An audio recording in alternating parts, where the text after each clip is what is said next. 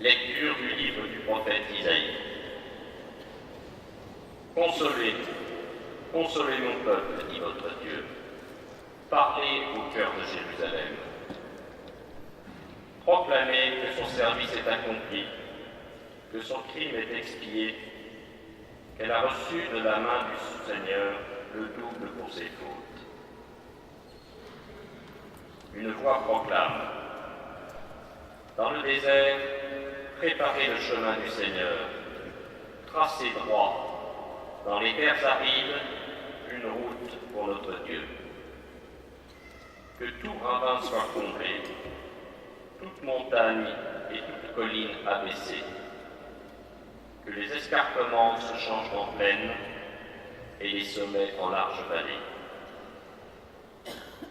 Alors se révélera la gloire du Seigneur, et tout être de chair verra que la bouche du Seigneur a parlé.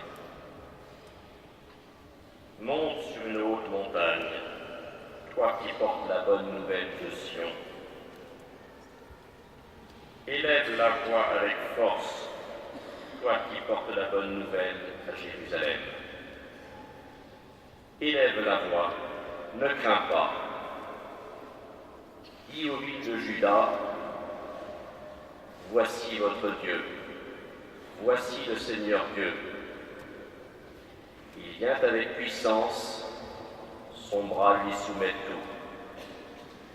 Voici le fruit de son travail avec lui, et devant lui son ouvrage. Comme un berger, il fait paître son troupeau, son bras rassemble les agneaux. Il les porte sur son cœur, il mène les brebis qui allaitent. Parole du Seigneur.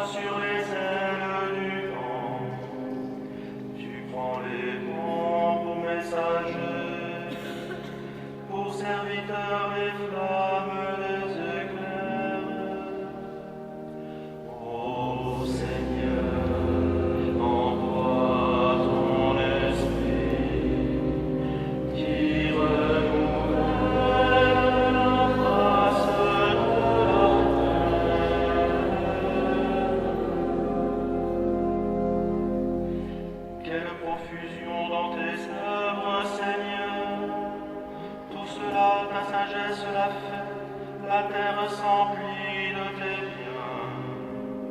Voici l'immensité de la mer, son grouillement innombrable d'animaux grands et petits.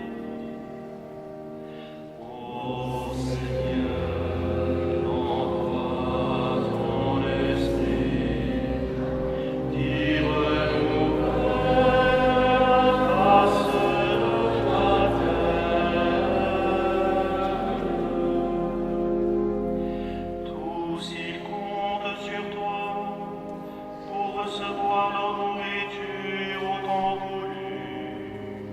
Tu donnes, ils ramassent, tu ouvres la main, ils sont comblés. Ô Seigneur, envoie ton esprit, qui renouvelle la face de la terre. Paul donne des recommandations concrètes à l'intention de la communauté chrétienne. La morale chrétienne s'inscrit directement dans l'avènement du Christ et par le baptême du Christ, la face du monde est changée. Lecture de la lettre de Saint Paul apôtre à Tite. Bien-aimés, la grâce de Dieu s'est manifestée pour le salut de tous les hommes. Elle nous apprend à renoncer à l'impiété et aux convoitises de ce monde et à vivre dans le temps présent de manière raisonnable, avec justice et piété, attendant que se réalise la bienheureuse espérance, la manifestation de la gloire de notre grand Dieu et Sauveur, Jésus-Christ. Car il s'est donné pour nous afin de nous racheter de toutes nos fautes et de nous purifier, pour faire de nous son peuple, un peuple ardent à faire le bien. Lorsque Dieu, notre Sauveur, a manifesté sa bonté et son amour pour les hommes, il nous a sauvés, non pas à cause de la justice de nos propres actes, mais par sa miséricorde. Par le bain du baptême, il nous a fait renaître et nous a renouvelés dans l'Esprit Saint. Cet Esprit, Dieu l'a répandu sur nous en abondance, par Jésus-Christ, notre Sauveur, afin que, rendus justes par sa grâce, nous devenions en espérance héritiers de la vie éternelle. Parole du Seigneur.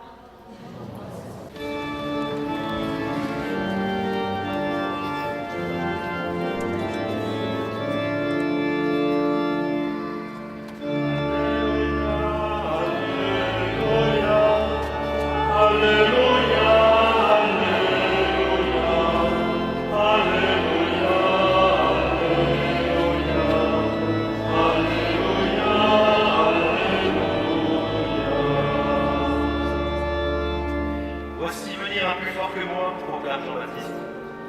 C'est lui qui vous baptisera dans l'Esprit Saint et le feu.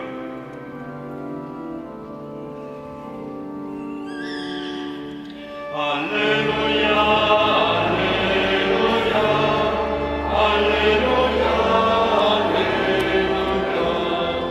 Alléluia, Alléluia,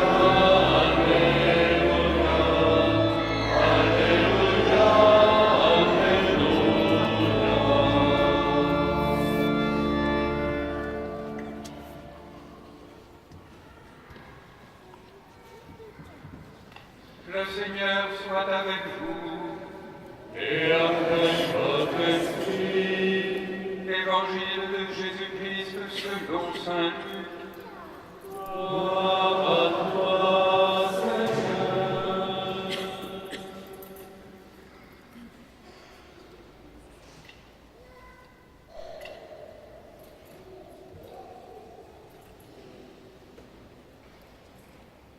En ce temps-là, le peuple venu auprès de Jean le Baptiste était en attente, et tous se demandaient en eux-mêmes si Jean n'était pas le Christ. Jean s'adressa alors à tous. « Moi, je vous baptise avec de l'eau, mais il vient, celui qui est plus fort que moi, et je ne suis pas digne de dénouer la courroie de ses sandales. Lui, il vous baptisera dans l'Esprit Saint et le feu. » Comme tout le peuple se faisait baptiser, et qu'après avoir été baptisé, lui aussi, Jésus priait, le ciel s'ouvrit. L'Esprit Saint, sous une apparence corporelle comme une colombe, descendit sur Jésus, et il y eut une voix venant du ciel. « Toi, tu es mon Fils bien-aimé, en toi je trouve ma joie. » Acclamons la parole de Dieu. Louange à toi, Seigneur Jésus.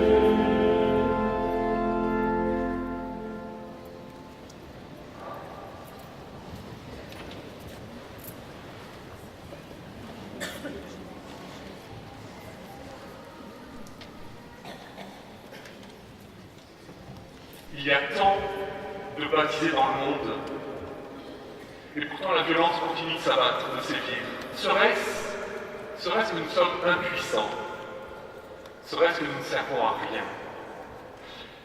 Il y a tant de baptisés à Toulouse, et si peu de choses de changer. Serait-ce que nous sommes inutiles? Serait-ce que nous ne pouvons rien? Il y a tant de baptisés dans ta classe, dans votre immeuble, dans votre quartier, et si peu de choses de changer. Serait-ce que nous sommes démissionnaires et muets? Il y a tant de baptisés dans cette église, et y a-t-il quelque chose de changé? Alors bien sûr vous allez à la messe, et c'est bien.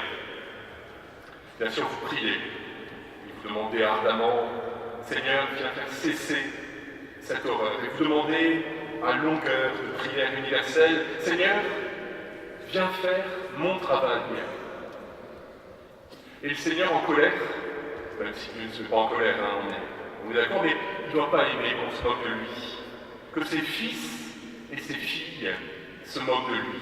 Et Dieu nous répond, tu es mon fils bien-aimé, en toi j'ai mis toute ma joie et tout mon amour. En toi.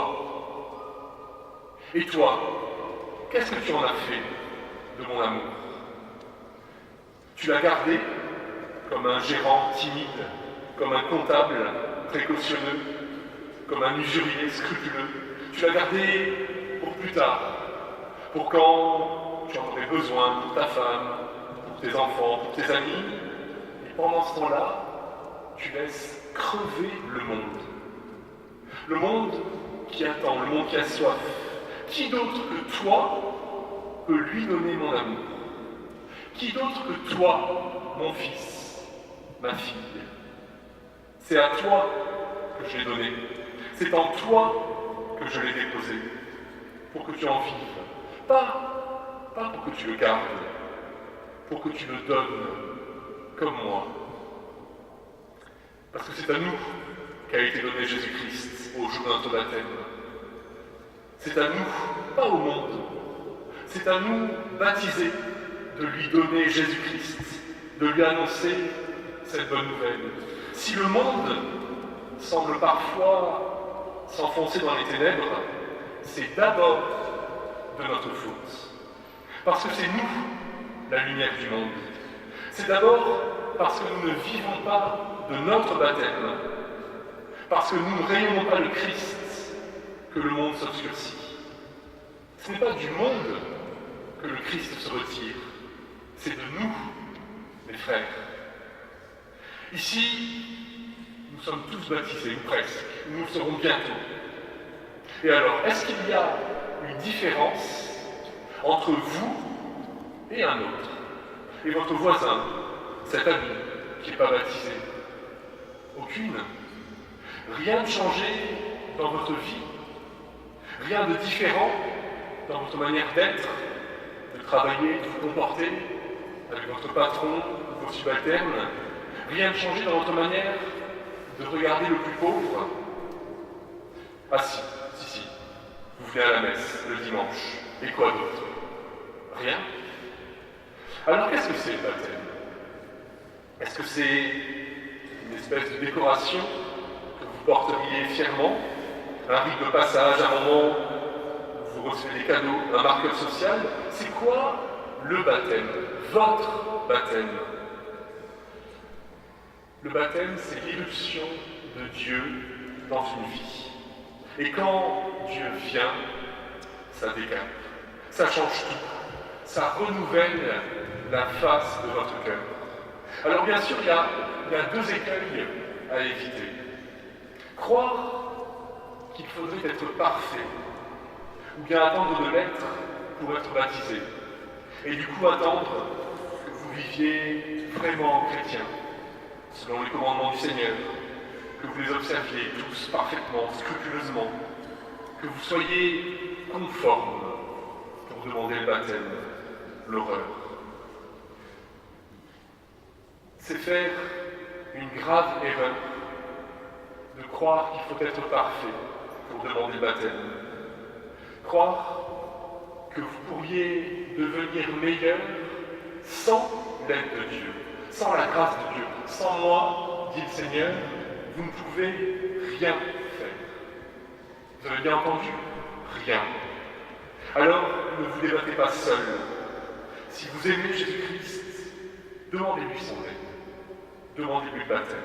Le deuxième écueil, c'est de se croire parfait. Ou en tout cas, de se croire meilleur parce que nous serions baptisés. Vous savez, c'est ce reproche qu'on fait si souvent aux catholiques.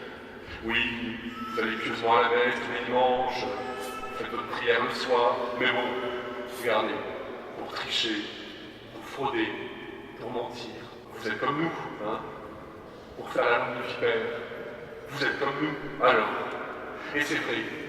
Et c'est vrai que bien souvent, nous ne valons pas mieux que les autres.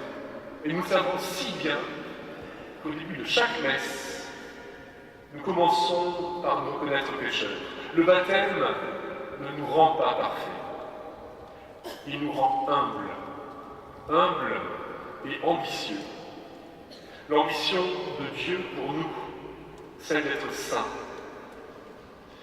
Mais alors c'est quoi, au fond, le baptême? Le baptême, c'est une soif, c'est un don, c'est un risque et c'est une mission.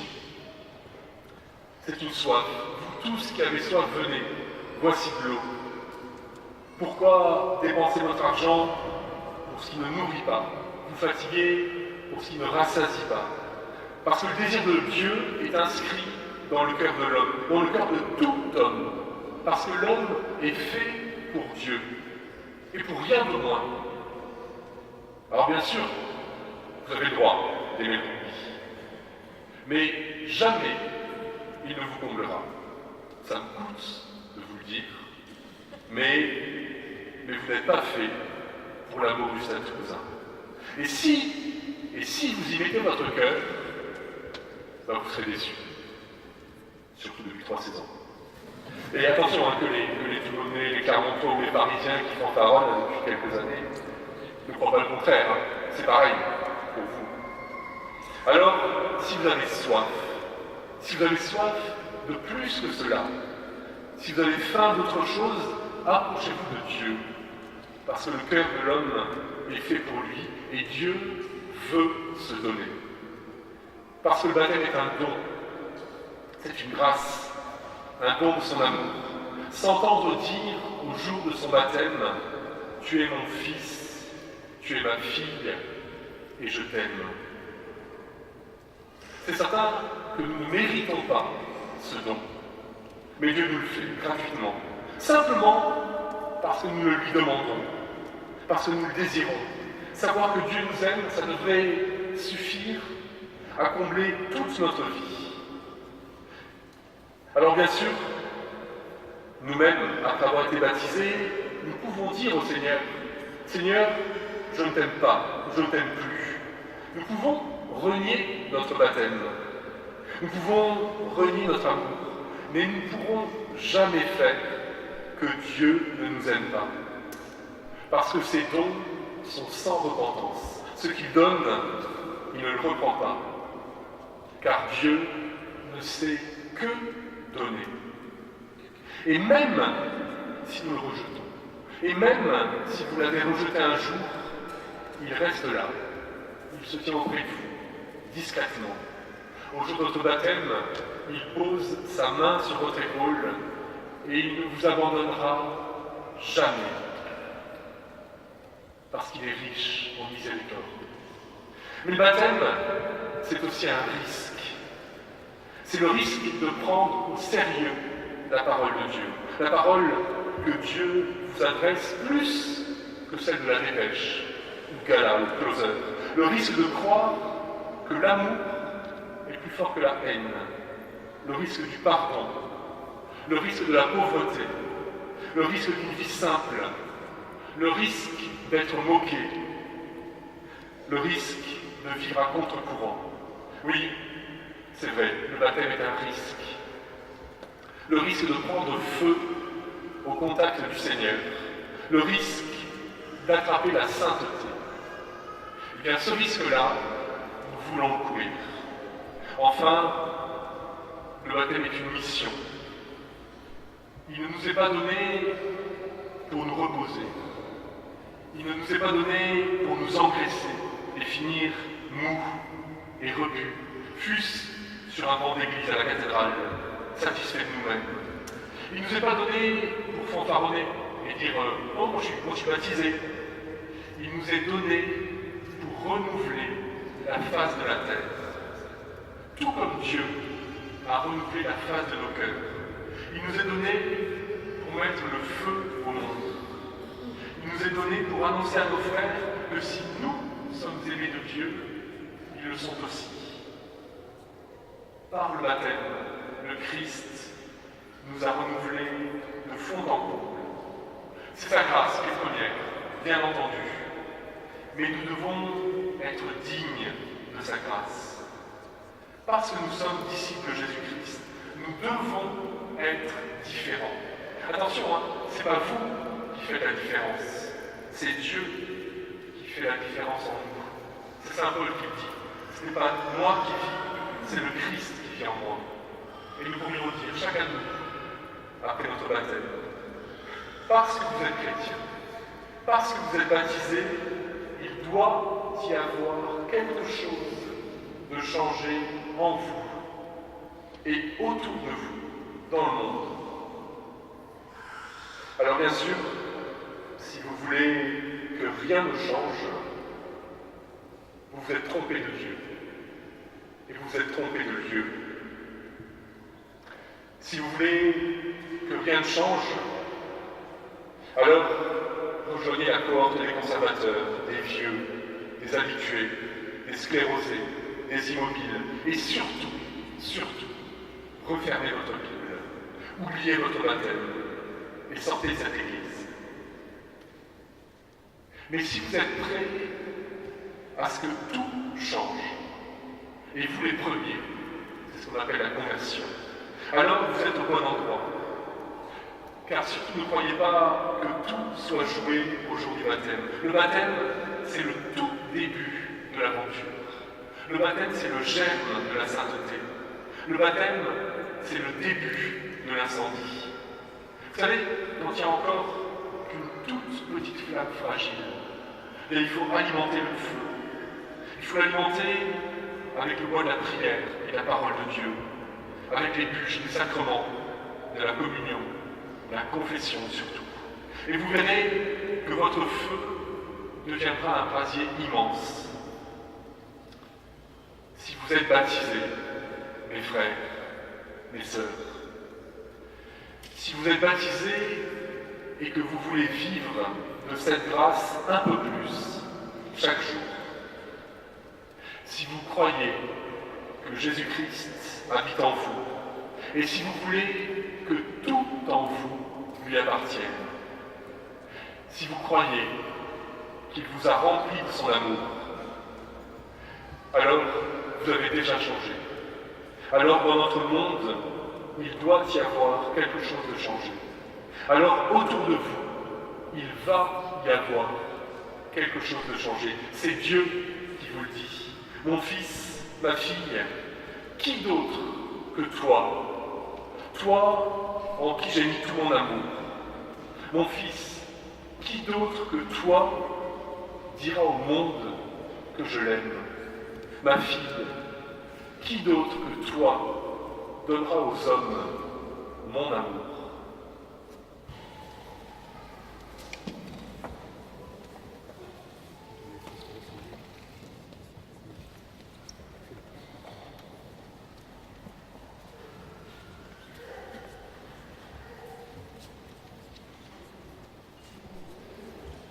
Père infiniment bon, par le baptême, tu fais jaillir en nous la vie nouvelle des enfants de Dieu.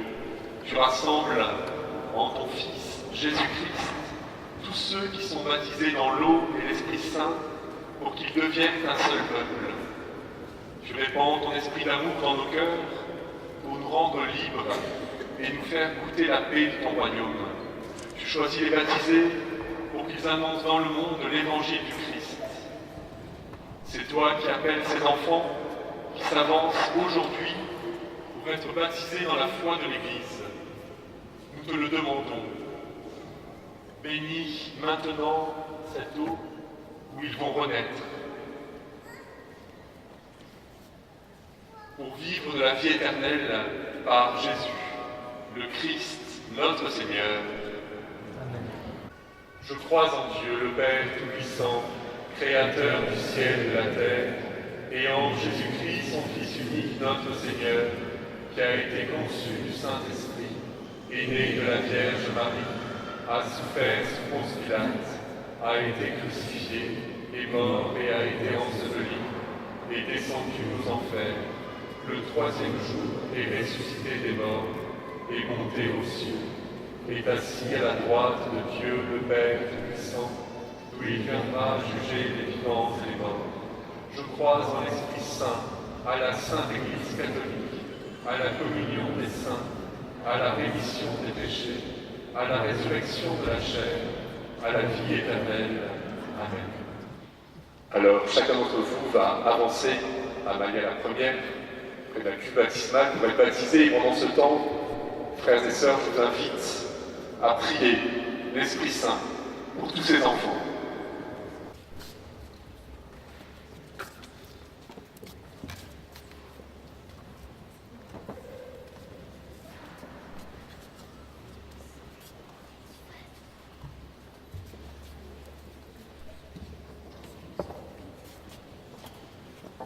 Amalia, je te baptise au nom du Père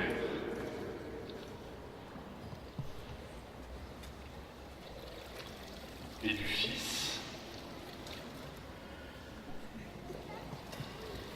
et du Saint-Esprit.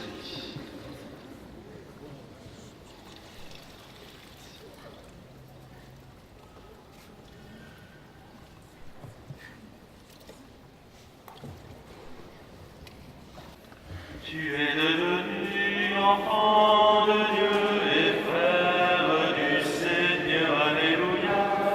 Aujourd'hui l'Esprit repose en toi et chante, alléluia.